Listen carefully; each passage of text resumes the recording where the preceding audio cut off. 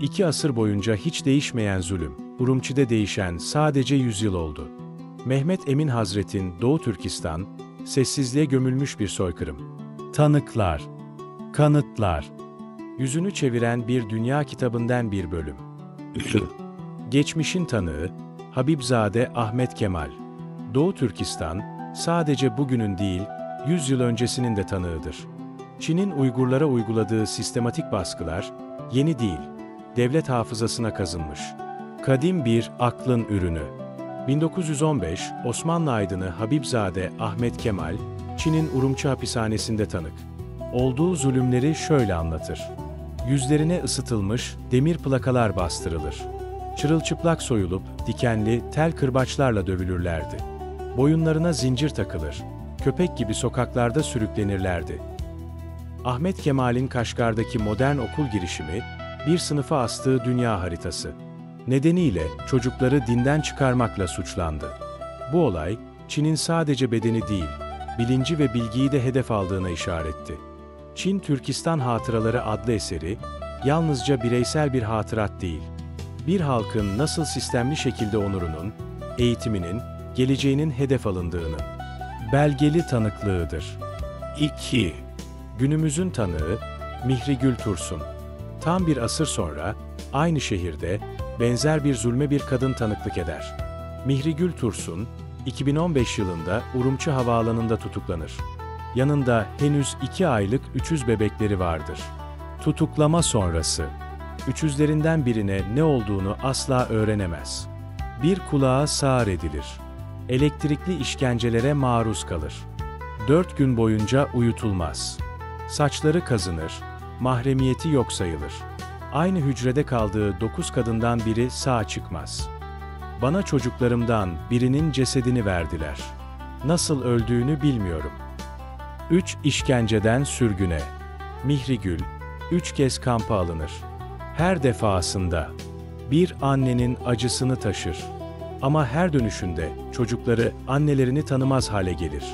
2018 yılında Mısır Büyükelçiliği'nin devreye girmesiyle kamptan çıkarılır.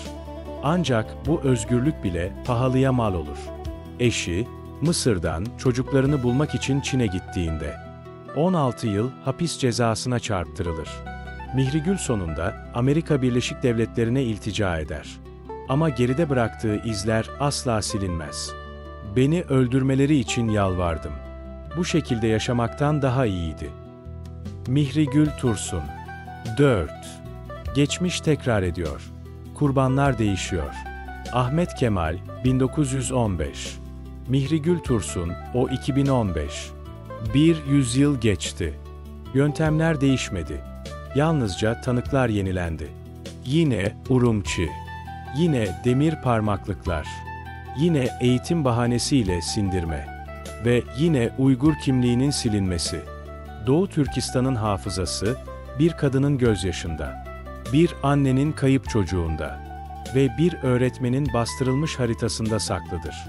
Bir asır boyunca değişmeyen acı, bir öğretmenin haritasıyla başlayan bastırma, bir annenin kayıp çocuğuyla biten travma ve tüm bu döngü, hala kırılmamış bir zincir gibi. Bir tanıklığın ardındaki hakikat. Mihrigül Tursun'un tanıklığı, Çin'in 21. yüzyılda Uygur halkına karşı yürüttüğü sistematik baskının canlı ve dokunaklı bir kanıtıdır. Bu kez zulüm, artık sadece copla değil, dijital. Gözetim, yeniden eğitim adı altında yürütülen kamplar ve dış dünyaya kapalı gizli cezaevleri aracılığıyla uygulanmaktadır. Ama özde hiçbir şey değişmemiştir. Aynı acı, aynı yöntem, aynı inkar. 3. Sürekliliğin adı, devlet politikası. 1915'te Ahmet Kemal'in tanıklıkları ile 2015'te Mihrigül Tursun'un yaşadıkları arasında tam bir yüzyıl var. Ama yaşananların içeriği neredeyse birebir aynı. Bu, Çin'in Uygurlara yönelik politikasının istisna değil, istikrarla sürdürülen bir devlet. Aklı olduğunu ortaya koyuyor. İbadetin yasaklanması, camilerin yıkılması, geleneksel kıyafetin suç sayılması, doğurganlığın zorla bastırılması. Bunlar geçici uygulamalar değil. Çin'in asimilasyon, dönüştürme ve gerektiğinde yok etme stratejisinin kalıcı unsurlarıdır. 4.